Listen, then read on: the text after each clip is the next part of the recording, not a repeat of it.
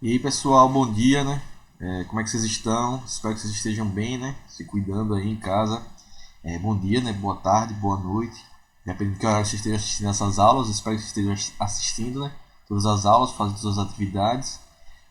Nas videoaulas passadas, nós começamos a falar, né? Não na passada, mas nas últimas, né? A gente começou a falar sobre os seres vivos, né? Os níveis de organização da vida, como surgiram os seres vivos, obviamente que de forma mais resumida, mais sintéticazinha, como surgiram os seres vivos, é, e aí a gente foi vendo como esses seres vivos se organizam, né? Então falando lá da célula, né? A unidade básica da vida, né? Que aí fala um pouco sobre o que a gente chama da teoria celular.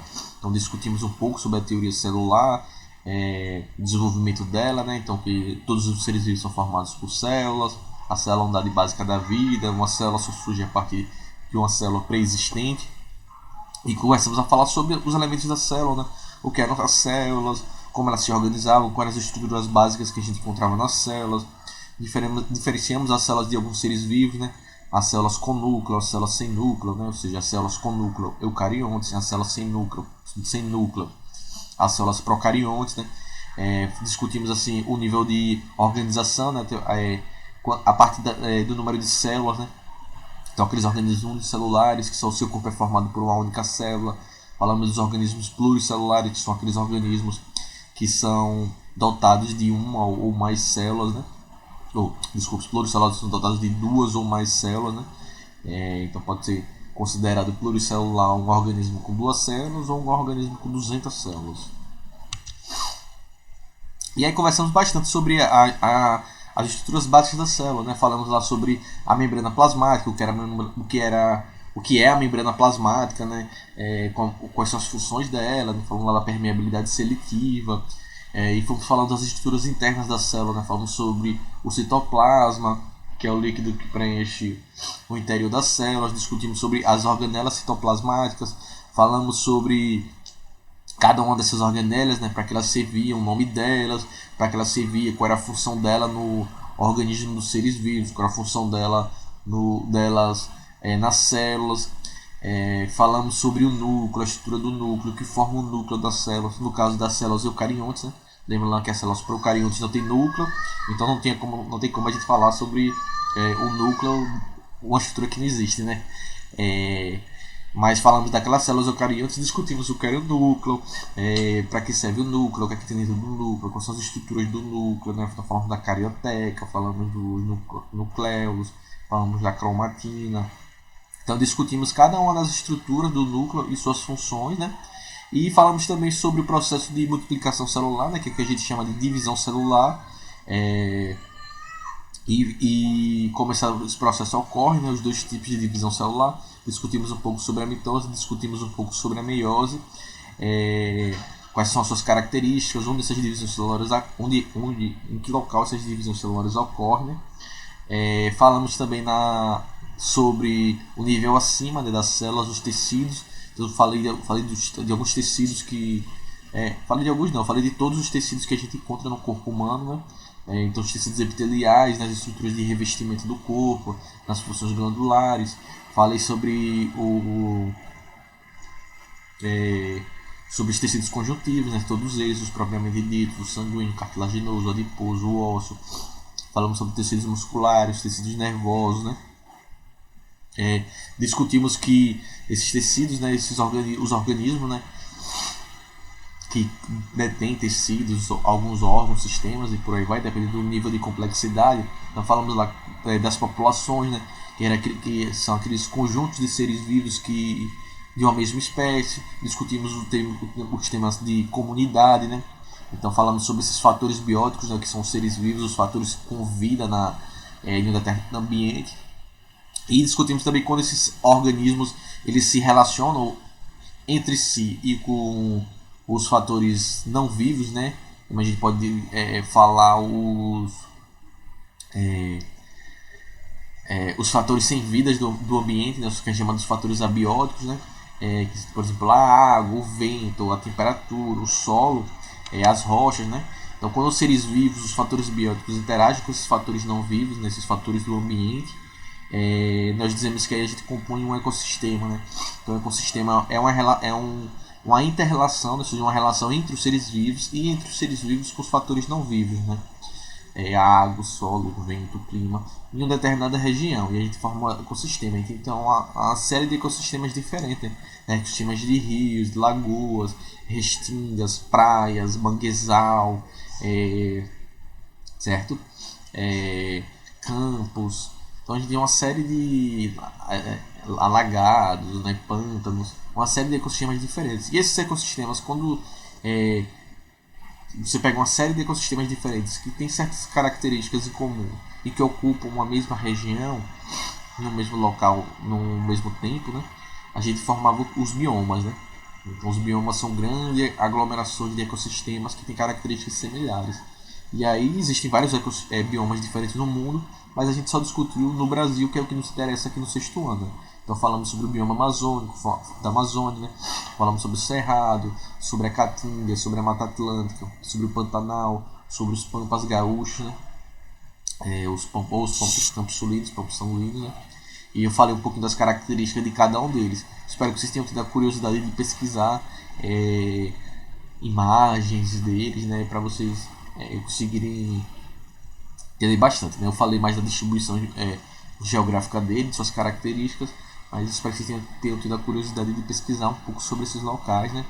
E a gente terminou a aula passada discutindo, né, que no ambiente aquático não tem necessariamente, não existe biomas aquáticos, né? Apesar de que existe uma grande diversidade de ambientes diferentes, de ambientes aquáticos, né? Ambientes de água doce, ambientes de água salgada, mares, oceanos, lagos, lagoas, né? Ambientes de transição entre esses tipos de água doce e salobra, né? Que é o que a gente chama dos estuários, né? Que é o encontro do rio, os pontos e pontos de encontros do rio com o mar, né? Onde a gente tem uma diferença de salinidade. Não é a salinidade dos mares, também não é a água não é doce como dos rios, né? Então, os estuários são áreas berços de seres vivos, né? Os locais onde aparecem os manguezais, por exemplo, essas regiões de estuário, né? Então a gente tem vários níveis de organização, né? E quando a gente junta todos os biomas, tudo isso, a gente forma a biosfera, que é a camada de vida na Terra, né? Hoje a gente também vai dando prosseguimento a um pouco de todo esse conteúdo que a gente vinha discutindo. Vamos falar de uma coisa que é muito importante e que às vezes nem todo mundo adota na vida, que é o processo de classificar as coisas, de organizar as coisas, né? Então, como tudo na vida, na ciência também, a gente precisa, para poder estudar, a gente precisa organizar as coisas, né? Porque quando a gente vai, por exemplo, em casa, a gente vai procurar alguma coisa no nosso quarto, se nosso quarto estiver desorganizado, é mais difícil a gente encontrar alguma coisa do que a gente está procurando do que no quarto organizado, né? Então é por isso que às vezes o pai e a mãe da gente, né? De vocês eu mais, né? Que eu moro com meus pais mais. Mas sempre quando eu morava com os meus pais, minha mãe principalmente, que passava mais tempo com a gente em casa, né? Ela sempre falava, arruma as coisas, deixa as coisas no lugar, ela ficava reclamando, né? E a gente sempre não perdia alguma coisa, né? E ele fala, mano, onde é que tá tal coisa? Ela tá em tal lugar, ela sempre sabia, né? Porque ela sempre era responsável por nos ensinar a organizar as nossas coisas e a casa, né? E ela também ela acabava por organizar também, né? Já que quando a gente bagunçava alguma coisa, a gente organizava, mas ela sempre sabia onde estava tudo, né? E isso é importante porque para você precisar encontrar alguma coisa, né? Você tem que ser tudo organizado na nossa vida, né? Então a gente tem, por exemplo, o armário. Então ali atrás tem o meu armário, então ali tá os meus livros organizados. Eu sei onde é que tá cada livro que tá por seção. Lá em cima tá, vocês estão vendo aqui em cima, estão meus livros de ciências. Aqui tem livros de como é que posso dizer, de estudos sociais, né? Aqui estão os meus CDs. Você sabe que é CD, né? De música. Ninguém sabe mais o que é CD. Também tem meus DVDs aqui de música, de filme. Aqui embaixo, onde está meu ombro aqui, estão os meus livros aqui. Embaixo do meu braço. Estão meus livros embaixo do CD, estão os meus livros de ficção. De ficção, de fantasia. Então, eu sei, se eu for precisar, eu quero achar o Senhor dos Anéis, eu sei que ele está aqui embaixo, não preciso nem procurar, porque eu organizei aqui minha prateleira atrás de mim, meus livros, meus CDs, meus filmes, né, meus DVDs de música, eu sei onde eles estão. Se eles estivessem todos misturados, toda vez que eu fosse procurar alguma coisa, eu ia ter que ir mexer em tudo até achar aquilo de forma aleatória e conseguir encontrar aquilo que eu estou procurando. Então, na mesma coisa na vida da gente, no quarto de vocês. Então, vocês têm as gavetinhas de vocês, o, no armário de vocês, onde botam as suas blusas, onde botam a calça de vocês, os shorts, né, as meias, as roupas íntimas de vocês. Se vocês sabem onde está o material escolar de vocês, então sua mochilinha, é muito mais fácil vocês se organizarem. Então, na hora de sair, vocês sabem onde está cada coisa, né? Então é muito mais simples de vocês encontrarem as coisas de vocês. Na ciência é a mesma coisa, né?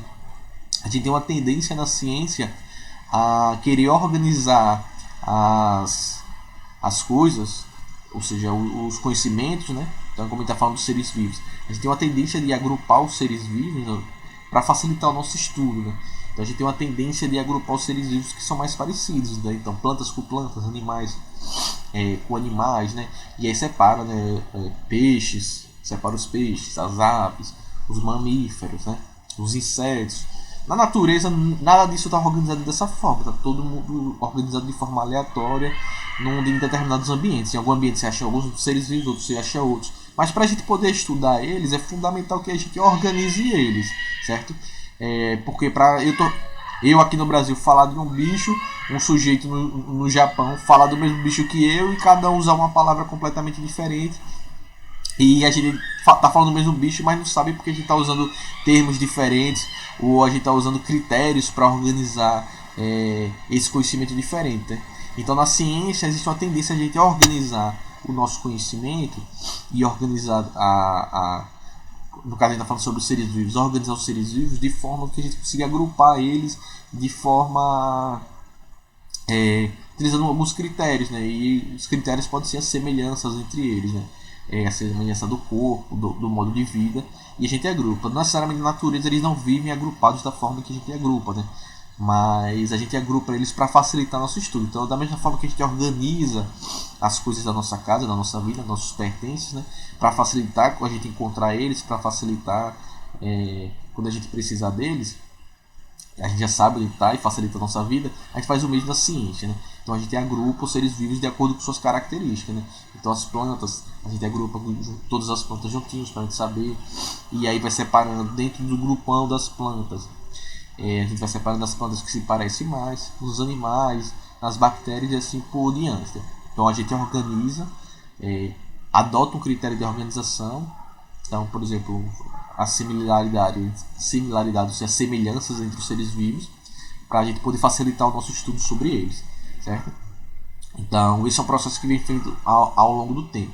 Da mesma forma que a gente organiza eles pelas características, a gente também dá nome a esses seres vivos, certo? Então a gente dá nome a esses seres vivos para a gente poder, quando estudar, a gente sabe a que ser vivo se refere, ou seja, de que ser vivo nós estamos falando, né?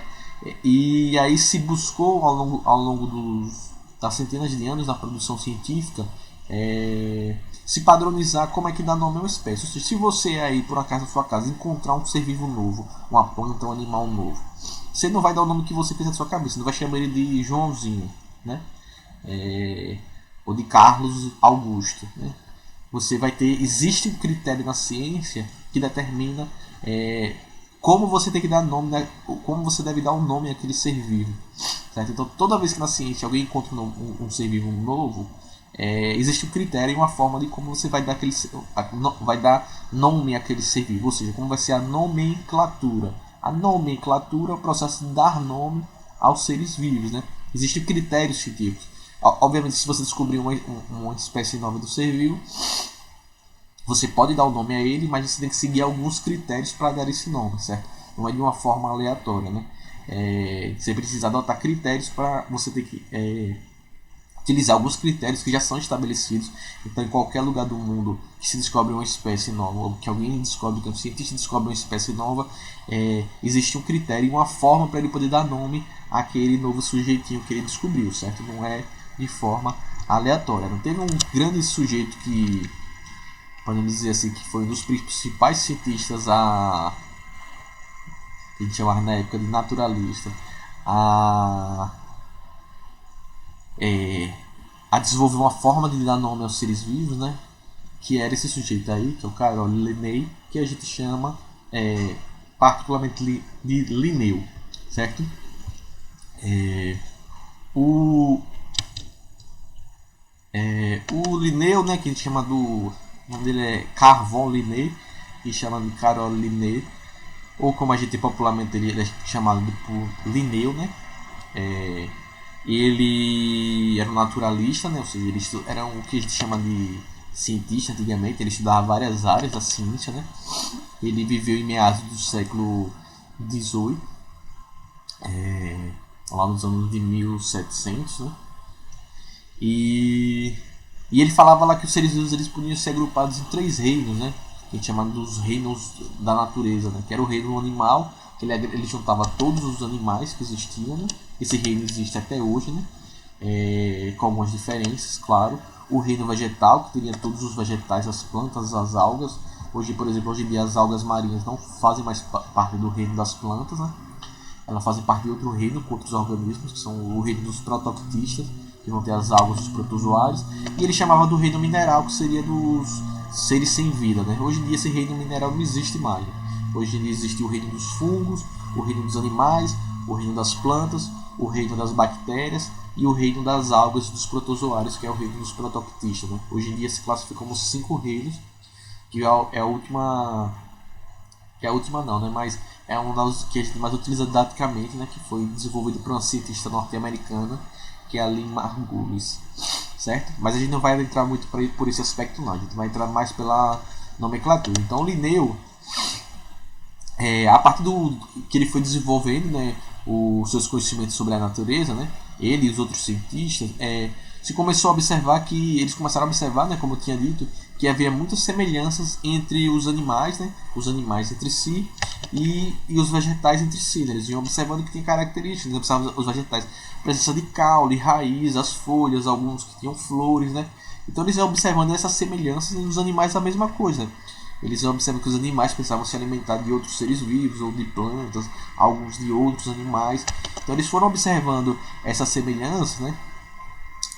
E principalmente quando eles comparavam com o chamado reino mineral, que não tinha absolutamente nada a ver com os seres vivos, né?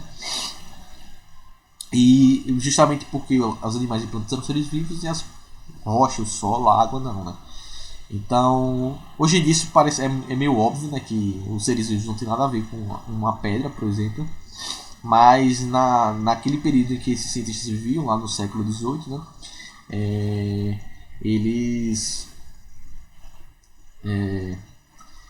eles não tinham essa nitidez, né, desse conhecimento, né? Então o cientista na época, né, um anatomista, né, que estuda o interior do corpo dos seres vivos, né, um anatomista alemão, que era o chamado Burdach, ele que instituiu o termo biologia, né, para identificar os seres vivos, né, que é uma parte dentro da ciência, né? Isso lá nos anos de 1800, né? Então outros naturalistas da época, como o Lamarck, que era um evolucionista, né, aceitaram, né, e aprovaram o uso desse termo, que se propagou logo no meio científico. Então, a biologia, né, é o estudo dos seres vivos, é o estudo da vida, né? Então o desenvolvimento dessa nova ciência, né, a biologia, tornou evidente, né, que a enorme diversidade de vida, né, dos seres vivos, né, e como os organismos ainda continuavam a ser classificados como animais ou vegetais, né? Então, à medida do tempo, os biólogos, né, que são os cientistas da área da biologia, né, eles começavam a considerar os animais aqueles organismos que eram móveis, que não produziam seu próprio alimento, ou seja, eram heterótrofos, que apresentavam um crescimento determinado, e como os vegetais, os organismos que eram imóveis, que produziam seu próprio alimento pela fotossíntese, que apresentavam um crescimento indeterminado, né? Então isso foram utilizados para classificar esses organismos, né, como animais ou como vegetais. Mas hoje em dia já se conhece uma série de outros seres vivos, né, que foram sendo descobertos ao longo do tempo, como os fungos, por exemplo, que eles achavam que eram plantas, mas hoje em dia já não se sabe, né? Então, muitos organismos como bactérias, algas e fungos, eles eram classificados como plantas, E os protozoários, né, que são organismos unicelulares, só tem uma célulazinha, eles eram incluídos como animais. Né? Esse protozoário seriam animais primitivos. E aí esse processo ele foi se dando, né, e com o passar do tempo vários cientistas foram, como eu falei para vocês, foram observando que existiam diferenças e vários reinos foram criados, que hoje em dia a gente tem a adoção dos 5 reinos, né, como eu falei, né, que foi principalmente desenvolvido pela Lynn Margulis, né, que era uma cientista, né, uma bióloga muito importante, que formou esse sistema de classificação dos seres vivos, como a adoção dos 5 reinos, né, que não era exatamente como o nosso amigo Linneu aí. O Linneu, na época dele, eram 3 reinos, mas isso era uma limitação de conhecimento na época, lá no século XVIII. Né? Essa adoção dos 5 reinos, ela se fixou em 1980, né? Ou seja, há 40 anos atrás, já, né? 40 anos atrás. E isso o Linneu viveu lá nos anos de 1700 e bolinha, né? Então, algumas centenas de anos atrás, né? Mas o que foi fundamental, né, nesse sistema, só trouxe um pouco dessa história do sistema de classificação, mas o mais importante da contribuição de Linneu foi como dar nome aos seres vivos. Ou seja, não podia eu aqui chamar de gato, nos Estados Unidos de cat, no Japão de sei lá o que, na Alemanha, cada um usar no lugar do mundo uma forma para dar nome ao ser vivo. Porque aí vira uma grande confusão, né? Cada um vai chamar um ser vivo de uma forma e aí vira uma confusão, né? Porque vira uma salada, né? Tipo, às vezes 2 cientistas de 2 lugares estão se referindo ao mesmo ser vivo e cada um está chamando de uma forma. Então o Linneu lá atrás ele foi muito importante porque ele descreveu vários animais e várias plantas e ele utilizou um método para dar nome a esses organismos. E esse método que o Linneu utilizou para dar nome aos seres vivos, ou seja, para criar nomenclatura, é utilizado até hoje. Ou seja, o sistema que Linneu desenvolveu lá em 1700 e pouco é utilizado até hoje toda vez que se descobre um novo ser vivo, toda vez que se descobre uma nova espécie de ser vivo, né? Então, para atribuir um nome científico, né, a gente chama de gato, mas gato é um nome popular, né, do gato, mas todo ser vivo ele tem um nome científico, né, e que ele é padronizado, né? Então, para atribuir um nome científico, né, de qualquer categoria a uma planta, um animal, né, envolve o reconhecimento da presença de um conjunto de propriedades, né, que abrangem uma série de grupos de objetos a classes. Né? Então, os nomes científicos são uma expressão sintética, né, uma síntese, né, de um conjunto de propriedades que formam esse conceito de ser vivo. Né? Então, o Linneu ele foi muito importante na classificação dos seres vivos e ele estudava principalmente as plantas. Né? Então, ele propôs lá no século XVIII, né, algumas regras de classificação que a gente chama de regras taxonômicas, né, que são regras de classificação que até hoje a gente utiliza. Né. Então algumas dessas regras foram formuladas e atualizadas, mas a ideia central de Linneu era que a de agrupar os seres vivos em uma hierarquia de categorias. Né. E ainda permanece como algumas dessas regras, né, o sistema que a gente chama da nomenclatura binominal. O que é essa nomenclatura binominal? Que significa dizer que toda espécie de ser vivo ele tem 2 nomes, certo? Um nome que a gente chama de um nome genérico, que representa um gênero daquele organismo, e um nome específico, que representa a espécie. Então todo ser vivo ele vai ter 2 nomes. E esses nomes eles são escritos sempre em latim, que é uma forma de uniformizar. Né? O latim hoje em dia não é uma língua que não é utilizada, não é falado, não tem nenhum país que tem o latim como língua principal, mas ele é utilizado para escrever alguns termos. Né? Então todos os seres vivos têm o seu nome em latim e uma nomenclatura binominal. Então, por exemplo, então, tem alguns critérios, né, que esses critérios que estão aqui em cima foram adotados por Linneu. Então, toda espécie ele tem uma nomenclatura binominal, né? Ou seja, 2 nomes. Né? Então a primeira letra, a primeira palavra no caso, né? Ela refere-se ao gênero e ela sempre começa com a inicial maiúscula, certo? Então vamos lá, quais são os critérios? Todo ser vivo o seu nome científico é binominal, ou seja, são 2 nomes, binominal, 2 nomes, sempre escrito em latim, certo? Então a primeira palavra se refere ao gênero, E a segunda palavra se refere ao nome específico. O gênero, ele sempre se inicia com a letra maiúscula, a primeira letra, e o nome específico, ele sempre começa com a letra minúscula. Então, ele deve ser escrito em itálico ou sublinhado, ou seja, todo nome específico que vocês encontrem no texto, ele tem que estar destacado. Ou ele vem sublinhado, ou seja, com a linhazinha embaixo, ou ele vem itálico. Itálico é aquela formazinha que a letrinha fica deitada, como vocês podem ver aqui. Aqui ele está botando as duas coisas, né? Deitado, ou seja, em itálico, e sublinhado. Então aqui tem uns exemplos de nome científico de algumas espécies. Por exemplo, a espécie humana, a nossa espécie. O nome científico da nossa espécie é Homo sapiens. Então veja lá, nossa espécie tem dois nomes, Homo sapiens, certo? E o primeiro nome é o nome genérico, o nome do gênero, Homo, e o segundo nome é o nome específico, sapiens. Então a nossa espécie é o Homo sapiens. Veja lá que ela está sublinhada em negrito. Não precisa ser os dois, certo? Sublinhado em negrito.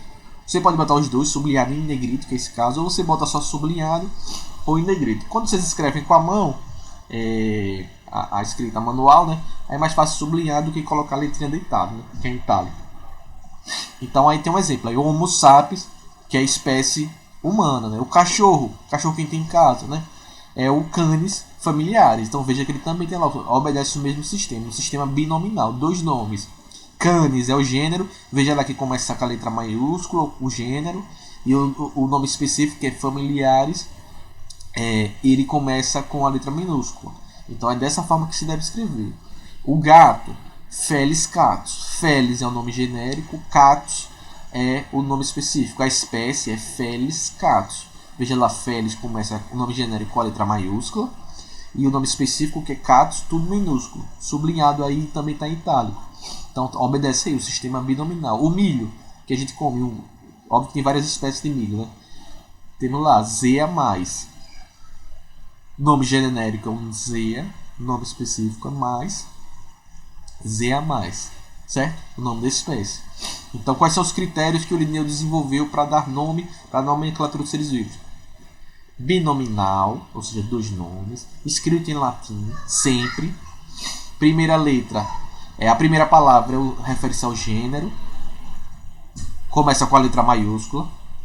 Segunda palavra refere-se ao nome específico, escrito tudo em letra minúscula, e ele sempre deve vir destacado no texto, ou em itálico ou sublinhado, certo? As duas palavrinhas para formar essa espécie. Homo sapiens, cachorro, canis familiares, gato, Felis catus, milho, zea mais, certo?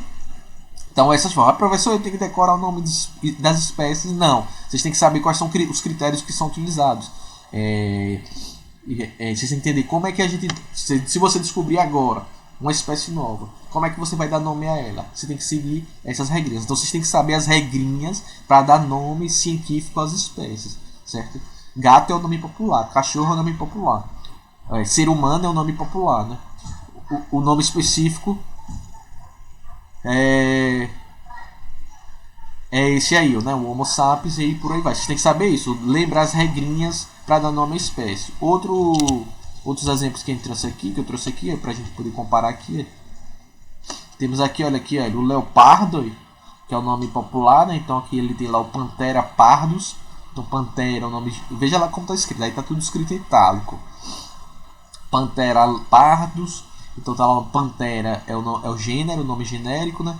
Pardus, o nome específico, o nome da espécie é Panthera pardus.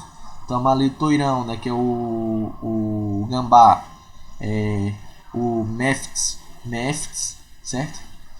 A lontra, lutra, veja que Lutra é o gênero e Lutra também é espécie, certo? Só que como é que eu consigo diferenciar? O gênero tá começa com a letra minúscula, o nome específico com a letra... O nome genérico com a letra maiúscula, o nome específico com a letra minúscula. Aqui o cachorro de novo, canis familiares e canis lupus. Olha lá, porque eu trouxe esses dois aqui, para vocês verem que o cachorro doméstico e o lobo, eles são muito parecidos. Eles são tão parecidos que eles têm o mesmo gênero, canis, certo? Então eles são tão parecidos, tão parecidozinhos em suas características que eles têm o mesmo gênero, né? Então o lobo e o cachorro, eles só se diferenciam no nome específico. Então Canis lupus é o lobo e Canis familiaris é o gênero. Se eu só falar Canis, se eu só falar só o nome genérico, eu não consigo saber se eu estou me referindo a um cachorro ou a um lobo, porque eles têm o mesmo nome genérico. Por isso que eu tenho que adotar os dois nomes, Canis familiares, para eu saber a espécie, né? Então pode acontecer de ter dois organismos com o mesmo nome genérico, porque eles são muito parecidos, né? Então no caso do cachorro, lobo, não pode, se os dois tiverem o mesmo nome específico, aí eles são da mesma espécie, certo? Então, por exemplo, todos os cachorros que existem são da espécie Canis familiares, né? O Pincher, o Pitbull, o Pastor Alemão, o Poodle, o Vira-Lata Caramelo, todos eles são Canis familiares. Eles se diferenciam no que a gente chama de subespécie, que seria abaixo da espécie, né? É isso que diferencia eles, né? Mas eles são da mesma espécie científica, certo? Então, espero que vocês tenham conseguido entender esse processo de nomenclatura, um pouquinho dessa história, por que a gente classifica os seres vivos, quais são os critérios de nomenclatura, e a gente se vê na próxima aula. Se tiverem dúvidas, é só entrar em contato comigo pelo Instagram ou pelo e-mail. Fiquem bem, se cuidem, até a próxima aula. Tchau!